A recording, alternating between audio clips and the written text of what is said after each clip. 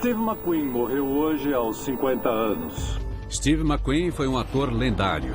Suas performances incríveis lhe renderam milhões de fãs e milhões de dólares. Quando me perguntam o que é uma estrela, eu digo Steve McQueen. Ele era amado por todos. Nos anos 70, o rei do cool era o astro de cinema mais bem pago do mundo. Steve McQueen ajudou a redefinir o que um astro do cinema podia ser. Mas o ator, provavelmente mais conhecido por seus papéis em Fugindo do Inferno, 7 Homens e um Destino e Bullet, morreu quase irreconhecível em um hospital no México em 7 de novembro de 1980. O mundo perdeu uma pessoa realmente grandiosa quando ele morreu. Sua morte alimentou boatos fantásticos e teorias da conspiração. Me disseram que um agente do governo tinha entrado e colocado uma substância coagulante no soro dele. Eu vou investigar a verdade sobre a morte do Steve McQueen e eu vou tentar revelar exatamente o que aconteceu com esse grande astro durante os últimos meses, dias e horas da vida dele.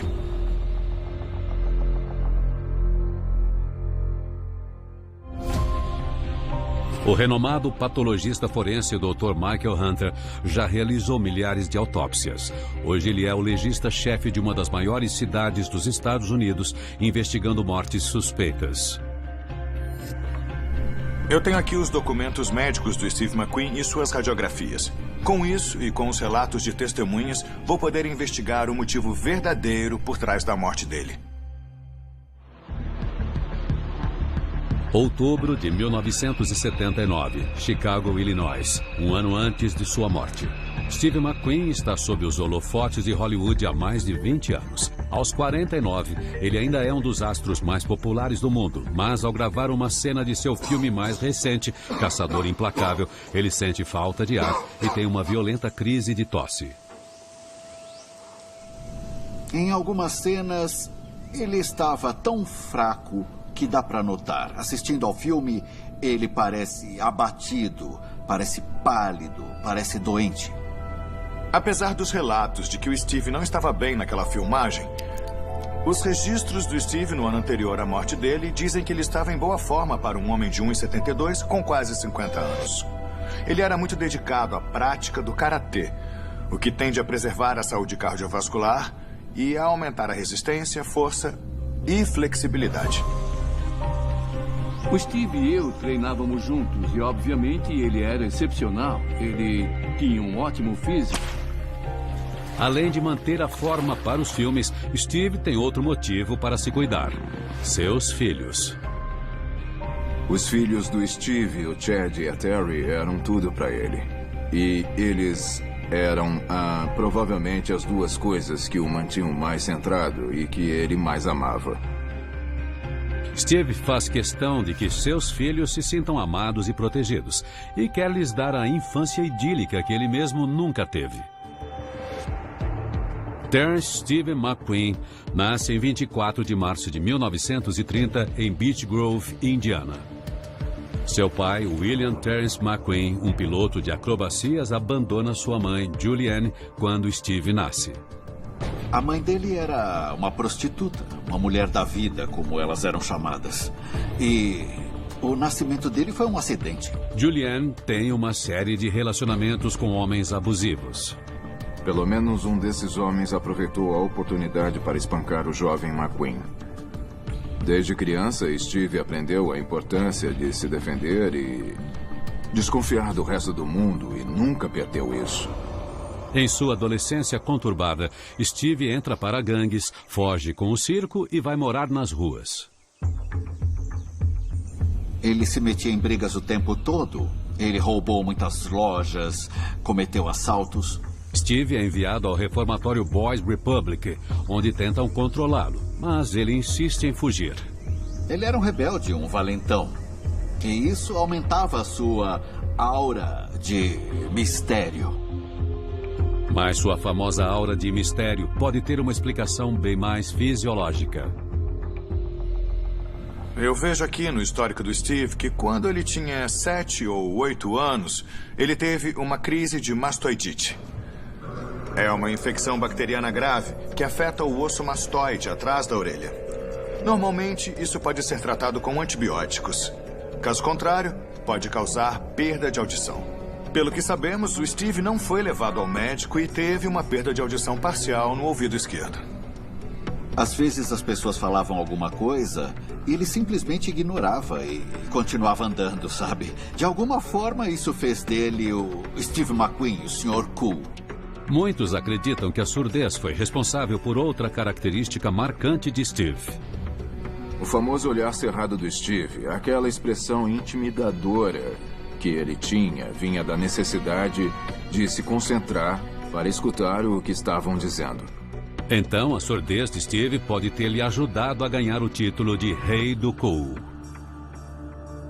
De uma infância difícil à surdez, Steve não deixa que nada fique em seu caminho. Após servir como fuzileiro naval, ele toma a hoje lendária decisão de estudar teatro. Ele se matricula na Neighborhood Playhouse em Nova York, onde Mark Rydell também estuda. Ele achava que alguém com o passado dele não iria longe. Mas assim que ele surgiu, nós vimos que era especial. Quase todos os garotos em Hollywood que viravam atores gostavam de fingir que eram durões.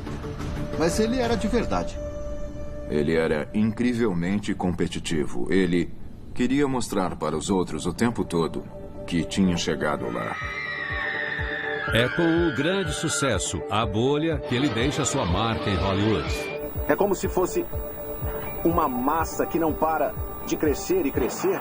E o estrelato chega com filmes como 7 Homens e um Destino, Fugindo do Inferno e Bullet, que o colocam no topo da lista de atores lendários.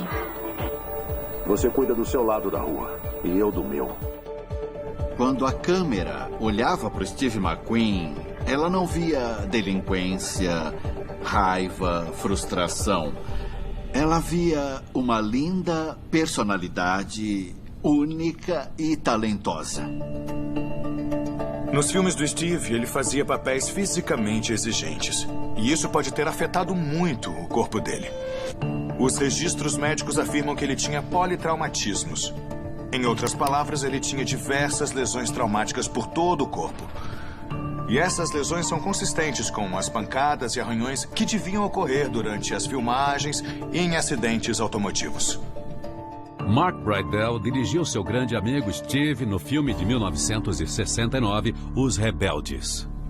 O Steve apareceu na locação de moto. E eu falei, desce já dessa moto, o que vai acontecer se você cair? Ele riu de mim e disse, me livrar da moto, da minha moto? Nem pensar, meu amigo. Assim que as câmeras paravam de rodar, à noite ele pulava na moto. E às vezes ocorriam cenas hilárias, com as pessoas tentando impedi-lo. Naturalmente, os estúdios não querem um astro machucado, mas Steve McQueen faz as coisas ao seu modo.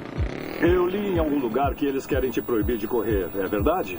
É, eles tentaram, mas eu não sinto que estou em perigo, nem nada do tipo. E é muito importante para mim, é uma válvula de escape e eu planejo continuar, eu não vou parar até que eu mesmo decida parar. Ele era bom de verdade, mas com frequência sofria acidentes. Em 1969, ele acabou caindo da motocicleta e quebrou um osso do pé e esfolou a canela esquerda inteira. A perna esquerda inteira dele, do joelho para baixo, foi engessada. Alguns dias depois, ele ia pilotar um carro esporte em uma corrida de 12 horas.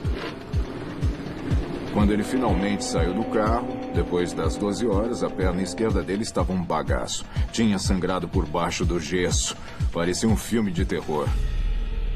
Ninguém dizia a ele o que fazer ou como se comportar. Ele não pedia licença para viver daquele jeito. E eu acho que essa foi a autenticidade que o tornou tão popular. As várias lesões que o Steve sofreu ao bancar o piloto de corrida não levaram diretamente à sua morte, mas podem sim ter afetado sua saúde geral, enfraquecendo seu corpo e reduzindo a sua capacidade de combater doenças. Claramente, o Steve era um homem que vivia a 100 km por hora, não ligando para as consequências. Mas o Dr. Hunter descobre algo no passado de Steve que é bem mais letal do que qualquer corrida. A minha maior preocupação é que o Steve estava sofrendo de uma tosse terrível que não parava de piorar. Isso pode ser um alerta de que havia algo bem mais perigoso acontecendo. Ele notou uma rouquidão, mas achou que era um resfriado que já ia passar. Mas não passou, ele persistiu. 22 de dezembro de 1979. Hospital Cedars-Sinai, em Los Angeles, menos de um ano antes de sua morte. Steve está de volta a Los Angeles após filmar Caçada Implacável. Ele está no hospital para receber os resultados de exames. Ele não estava bem. Ele disse que era um resfriado, que era pneumonia e uma vez disse que era bronquite. Mas ele era inteligente demais para não ter percebido que era algo muito pior. Oi, Steve. São resultados que mudam a sua vida. Steve McQueen é diagnosticado com um câncer que afetou os seus pulmões.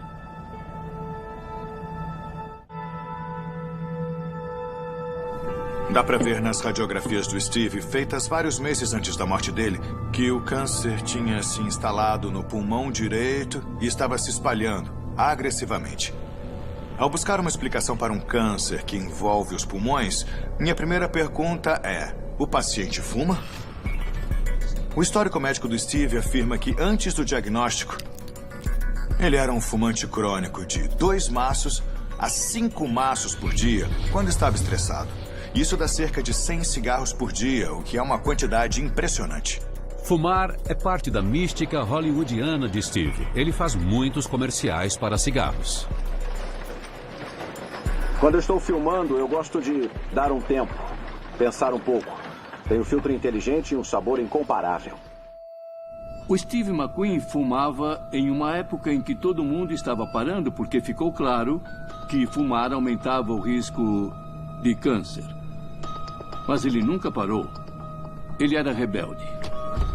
Ele não era conhecido pela moderação. Quando lhe ofereciam algo, ele tendia a aceitar. Ele tinha todos os vícios, mas ele os tinha com prazer. Ele nunca se sentia culpado. Ele era um maluco, você notava na hora. Ele era um astro de Hollywood do primeiro escalão. Ele bebia o que queria, ele fumava o que queria e dirigia na velocidade que queria. Então, eu acho que ele estava vivendo o sonho. Mas pelo relatório do Steve, parece que ele tinha parado de fumar totalmente na época da morte. Sem dúvida nenhuma, seus anos de uso pesado de tabaco atuaram como um catalisador no desenvolvimento do câncer nos pulmões. No entanto, eu creio que algo bem mais perigoso do que o tabaco foi responsável pela doença dele. Olhando melhor o histórico médico, eu fiquei surpreso ao descobrir que o câncer do Steve foi resultado direto da exposição a amianto. O mesotelioma pleural costuma surgir no revestimento dos pulmões e acaba crescendo até formar um tumor que envolve o órgão. Este câncer relacionado ao amianto pode se manifestar de 20 a 50 anos após a exposição e pode sim ser desencadeado pelo fumo. O risco de mesotelioma é muito maior nas pessoas expostas ao amianto antes dos 30 anos. Então, eu preciso entender melhor o histórico do Steve para determinar qual foi a fonte dessa doença devastadora. Durante seus 3 anos como fuzileiro naval, Steve é advertido com frequência por brigar ou desaparecer, normalmente devido ao envolvimento com uma mulher. Ele arrumou encrenca e foi jogado na prisão do navio. E recebeu o castigo de limpar o encanamento, raspar o isolamento antigo, que era cheio de amianto. E isso durou 6 meses. Ele não fez nada além de respirar aquele amianto. Na verdade, Steve McQueen é exposto a amianto em diversas ocasiões. O amianto é muito resistente ao calor, à umidade e à corrosão. Por isso, é o material perfeito para tudo, dos macacões à prova de fogo de Steve às pastilhas de freios e exaustores de suas amadas motocicletas. A inalação do amianto faz com que fibras microscópicas se alojem no revestimento dos pulmões. O corpo é incapaz de expelir essas fibras. Então, elas podem causar uma mutação nos genes e causar um tumor canceroso. Como o mesotelioma não é isolado, o tratamento é muito mais difícil do que o de outros cânceres. Ele se espalha. As decisões que Steve toma a seguir podem ser cruciais para retardar sua morte. Os médicos de Los Angeles sugerem que ele faça o tratamento padrão com quimioterapia. Ofereceram quimioterapia a ele e ele decidiu não fazer depois de ouvir os efeitos colaterais. Então ele não recebeu nenhum tratamento convencional. A quimioterapia costuma ser a forma mais aconselhada pelos médicos de se controlar ou destruir a maioria dos cânceres. As drogas da quimioterapia citotóxica prejudicam o crescimento e divisão das células cancerosas, mas também podem afetar as células normais. Quase sempre as células saudáveis se recuperam dos danos causados pela quimioterapia, mas as células cancerosas não e acabam morrendo. Supostamente, o Steve não gostava da ideia de injetar substâncias no corpo, então ele rejeitou a quimioterapia. Aí, depois disso, os médicos passaram a achar que não tinham mais como ajudá-lo. Quando os médicos falaram que ele não tinha como vencer, a reação imediata dele foi: vão se ferrar. Não. Eu me viro. Não. Janeiro de 1980, Los Angeles. Após rejeitar os conselhos médicos, Steve decide ignorar seu diagnóstico de câncer. Ele sabia que era grave, mas houve um período em que, por pura teimosia, ou medo, ou uma combinação de coisas, ele não quis lidar com isso. Eu acho que ele não acreditou porque não combinava com quem ele era. Ele era um cara durão, ele era um sobrevivente. Ele não era alguém que ficava doente e morria. O mesotelioma não é uma doença que você pode ignorar. O câncer do Steve estava se espalhando e as opções dele estavam acabando. Eu posso ver que o câncer do Steve começou no pulmão direito e depois se espalhou para o pulmão esquerdo. Aí, infiltrou os nódulos linfáticos do lado esquerdo do pescoço e, alguns meses após o diagnóstico, se concentrou no abdômen, causando uma enorme distensão. Junho de 1980, Rancho Santa Paula, no sul da Califórnia. Steve foi diagnosticado com mesotelioma há mais de 6 meses. Fiquei chocado quando eu o vi. Ele não parecia mais o Steve McQueen. Ele estava quase irreconhecível. Steve se casou recentemente com sua terceira esposa, Barbara, uma modelo de sucesso, 20 anos mais nova, e eles estão escondidos na fazenda. Eles estavam muito apaixonados e ela era muito dedicada a ele. E eles tinham esperança de que ele podia se recuperar e voltar a ser uma versão do que era antes. Steve tenta se enganar, mas a dor dos tumores começa a se tornar crônica e seu corpo está mudando dramaticamente. O tumor no abdômen dele estava parecendo uma gravidez de 6 meses. O peso constante também estava forçando muito a coluna dele, causando dor nas costas. Steve não pode mais ignorar o problema. Então ele finalmente decide lutar e busca uma forma de terapia alternativa. Em 1980, terapias alternativas para o câncer eram muito incomuns e quase ninguém as praticava. Steve se inscreve em um programa de tratamento criado pelo polêmico dentista Dr. William Kelly. William Kelly, considerado por alguns um vigarista, por outros um gênio. Você não pode vencer o câncer em algumas semanas. Isso leva meses. Leva meses. Normalmente, em média, fazendo tudo direito, leva no mínimo 2 anos e meio. Acho que ele atraiu o Steve, não só porque ele disse, nós podemos lutar. E ainda existe esperança, mas porque o Kelly era uma figura meio fora da lei. Ele tinha brigado com muitos dos especialistas em câncer americanos mais tradicionais. 31 de julho de 1980, Clínica Santa Maria, em Baixa Califórnia, México. Pouco mais de 3 meses antes de sua morte. Tudo bem, Steve? O programa de terapia alternativa do Dr. Kelly usa substâncias banidas nos Estados Unidos. Então ele envia Steve ao México para ver seu colega, o Dr. Dwight McKee. Era um lugar onde tínhamos toda a liberdade para tentar qualquer coisa em termos de terapia para curar o câncer. Nós tínhamos esperança àquela altura de que ele podia sobreviver. Estes documentos médicos revelam informações sobre a terapia alternativa do Steve.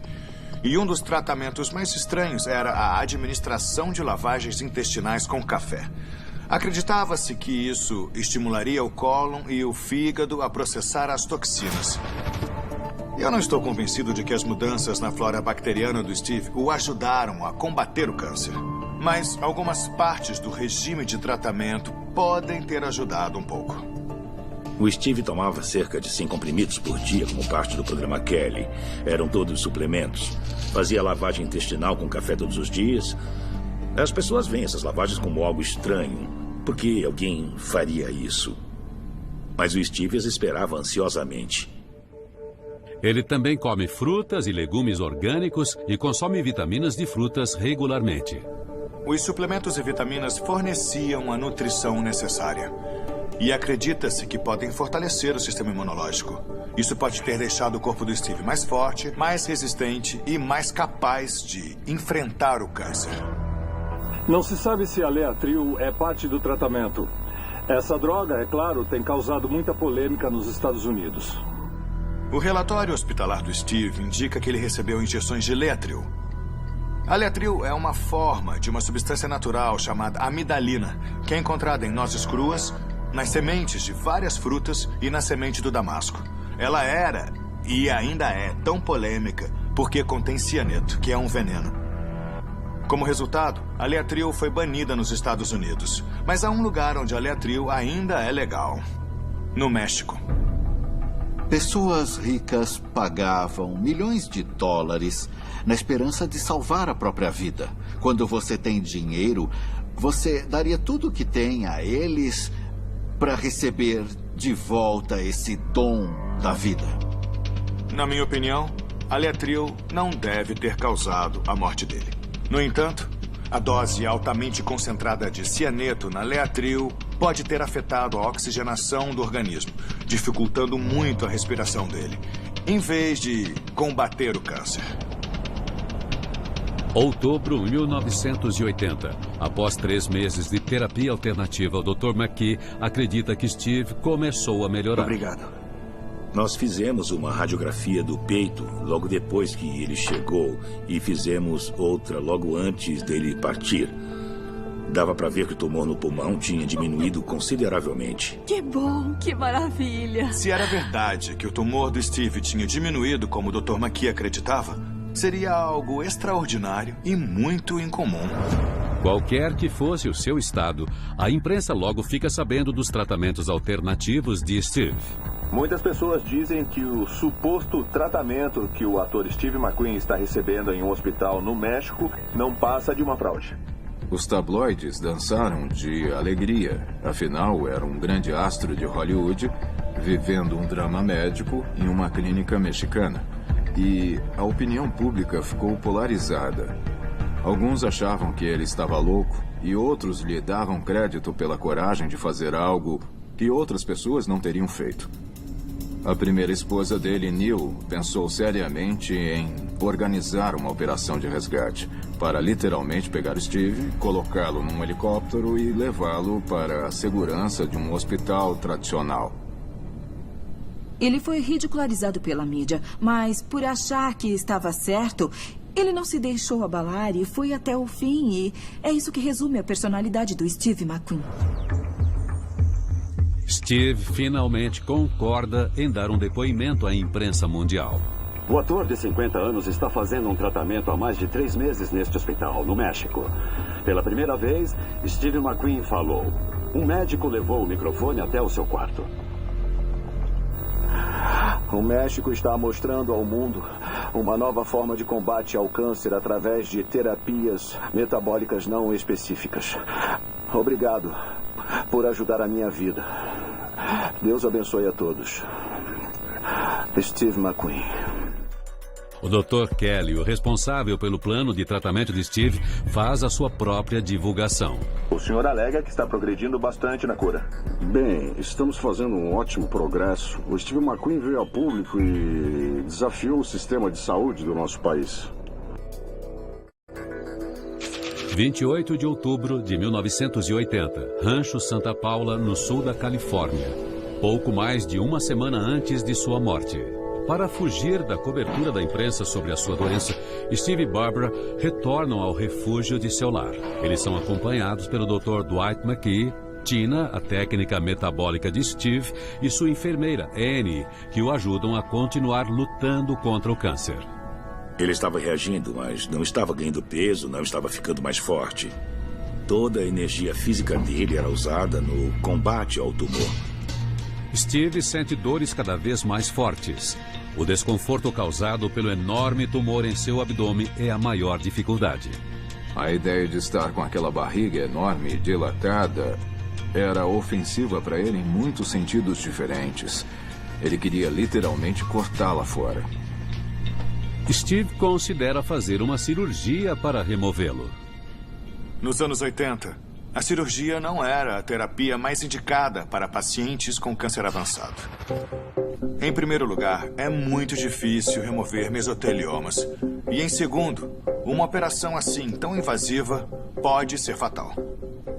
1º de novembro de 1980, menos de uma semana antes de sua morte. Steve e o Dr. Dwight McKee discutem os riscos de uma operação. Temos que falar sobre suas opções, Steve. Eu achava que se conseguíssemos diminuir o tumor no abdômen, havia uma chance de ele entrar lentamente em remissão. Ele sabia que a operação envolvia um risco considerável. Ele disse, eu sei que eu posso morrer, mas acho que eu quero tentar.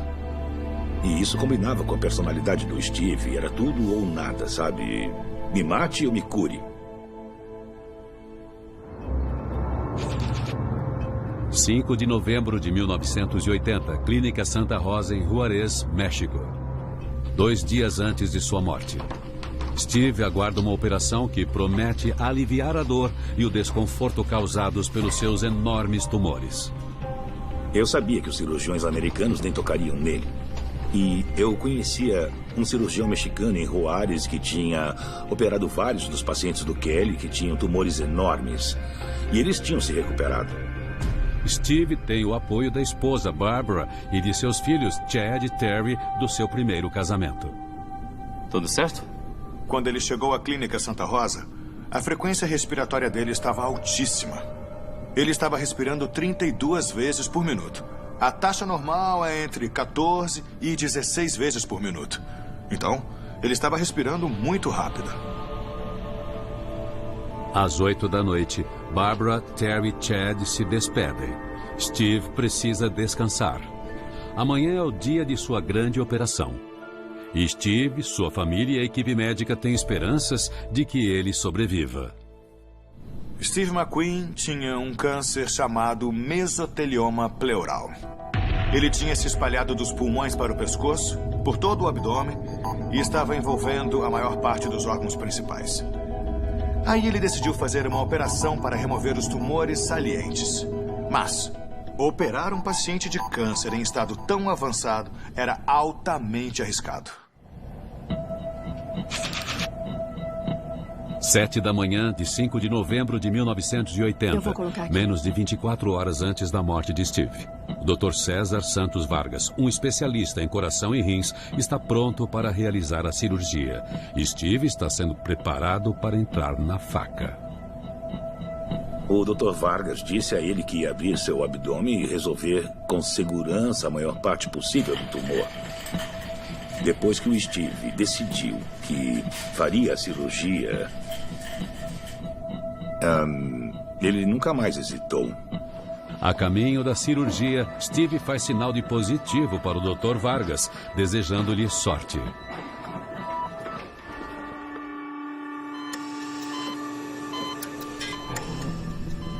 A cirurgia durou 4 ou 5 horas. O Dr. Vargas fez um trabalho muito meticuloso com as mãos. removendo o tecido solto do tumor, dos órgãos vitais e removendo o máximo possível. Toda aquela massa de tumor infiltrado que estava dentro e ao redor de tudo. E ele removeu praticamente 2 quilos de tumor. A família de Steve aguarda notícias. Eles estão cientes de que a operação é arriscada. O Dr. Vargas fechou a incisão. O anestesista desligou a anestesia. O Steve acordou em 5 ou 10 minutos. Ele passou pela cirurgia sem problemas. A primeira coisa que ele fez foi olhar para a barriga e ver que estava lisa. Ele deu um sorriso enorme e fez joia. Os sinais vitais dele estavam bons e tudo estava transcorrendo bem. Milagrosamente, Steve sobrevive à operação. Com licença? Vocês querem vê-lo? Sim, sim. Eu chamei a Terry, o Chad e a Bárbara para o quarto e eles ficaram muito felizes em vê-lo. Deram beijos nele. Steve McQueen pode ter sobrevivido à operação, que era um procedimento extremamente invasivo. Quando eles os abriram, removeram partes de vários órgãos, incluindo o pulmão, o fígado e o cólon. Meu medo é que no pós-operatório ele estivesse muito suscetível a infecções. Por volta das 2h de 6 de novembro de 1980, Steve é levado de volta ao seu quarto de hospital. Ele está fortemente sedado, mas quando acorda, parece estar de bom humor. Nós achávamos que o maior risco era a cirurgia. Então estávamos todos, em clima de celebração. Às 15h45, Terry e Chad se despedem de seu pai e Barbara de seu marido. É a última vez que verão Steve McQueen com vida. Eu te amo muito. O Dr. McKee, Tina e Annie continuam observando Steve. Eles checam seu pulso, respiração e o coração. Pouco antes da meia-noite, a respiração de Steve torna-se cada vez mais irregular e eles aumentam o oxigênio. Ele se acalma depois que Tina lhe dá gelo. Alguns minutos depois, o cirurgião Dr. Vargas chega para avaliar seu paciente. O Dr. Vargas disse que os sinais vitais dele estavam bons e estáveis e eles levaram o equipamento de monitoração embora. Todo mundo estava bem contente.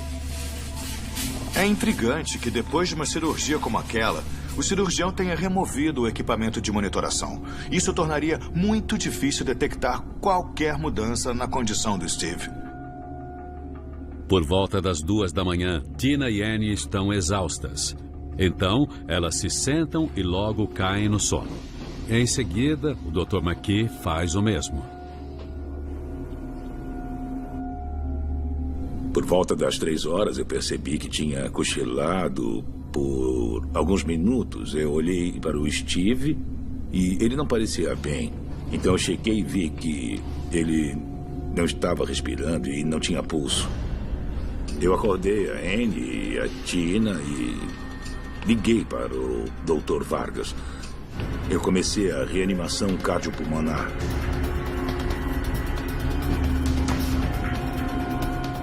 Steve não reage e as tentativas de reanimação se mostram inúteis.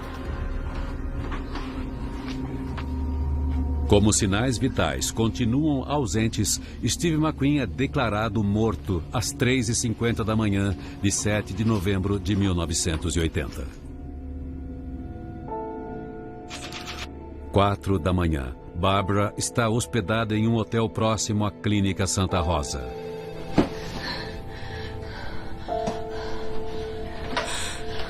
Alô? A Bárbara soube, só com o toque do telefone, que ele tinha morrido. E ela ficou muito abalada.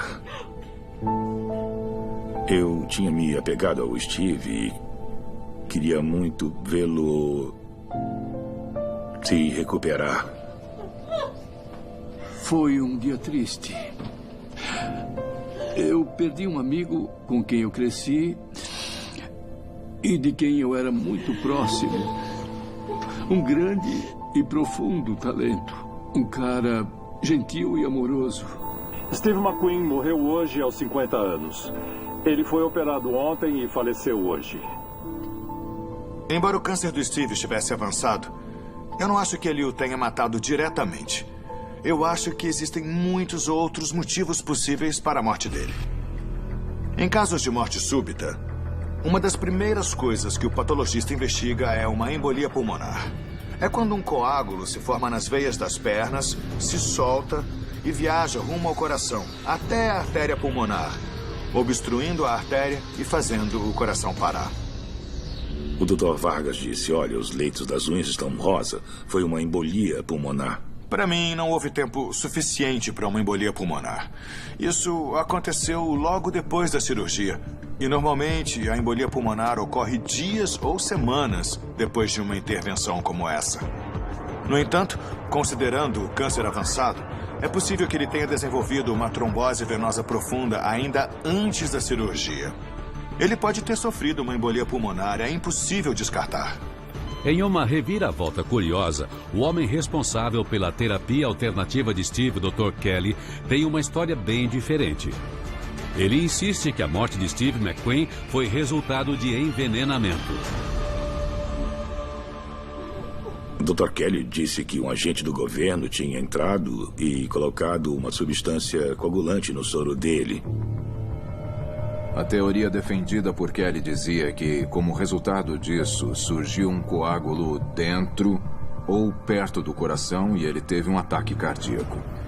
A questão óbvia era, por que alguém faria isso? E a resposta do Kelly era que se o Steve tivesse sobrevivido e comprovado sua recuperação, seria um insulto tão grande à indústria médica americana tradicional que o tinha desenganado que eles não podiam permitir que ele saísse daquela clínica. Considerando o nível de paranoia do Kelly, faz sentido que ele tenha inventado uma história como essa. Se Steve McQueen morrer, quer dizer que o seu tratamento é um fracasso. Não, isso é o que os poderosos, o que a comunidade médica gostaria de dizer, mas não é verdade. Mas o Dr. Hunter não está convencido de que houve um crime. Com um procedimento tão invasivo e considerando a quantidade de tumor removida, é provável que o Steve tenha desenvolvido uma coagulopatia. É quando alguém perde a capacidade de coagulação, resultando em hemorragia interna. Para conter o sangramento, Steve precisaria desesperadamente de drogas coagulantes. Então, mesmo que a teoria do Dr. Kelly estivesse correta, era mais provável que o agente misterioso ajudasse o Steve do que o matasse. Mas o Dr. Kelly diz que Steve só pode ter sido assassinado porque claramente estava curado. O Kelly insistia que o McQueen estava se recuperando e que, na verdade, o que eles fizeram foi apenas um tipo de cirurgia cosmética. Eles removeram fisicamente a massa que tinha crescido na barriga de McQueen e não teriam feito nada além de tirar de lá algo que já estava morto. Não existe absolutamente nenhuma evidência que sustente a alegação do Dr. Kelly de que os tumores do Steve McQueen estavam mortos. O Dr. McKee também não acreditava que estavam mortos, mas esperava que tivessem diminuído. Eu tenho aqui as radiografias do Steve que, supostamente, mostram uma redução no tamanho do tumor em um período muito curto. Esta é a radiografia inicial e esta é a radiografia seguinte. A segunda radiografia está mais superexposta do que a primeira. Então parece que o tumor está diminuindo. Mas, na verdade, a imagem é menos detalhada. Embora a terapia alternativa garantisse que o Steve estivesse recebendo a nutrição adequada para combater o câncer, eu não acredito que o câncer estivesse mostrando qualquer reação à terapia. A terapia de Steve gerou uma publicidade enorme.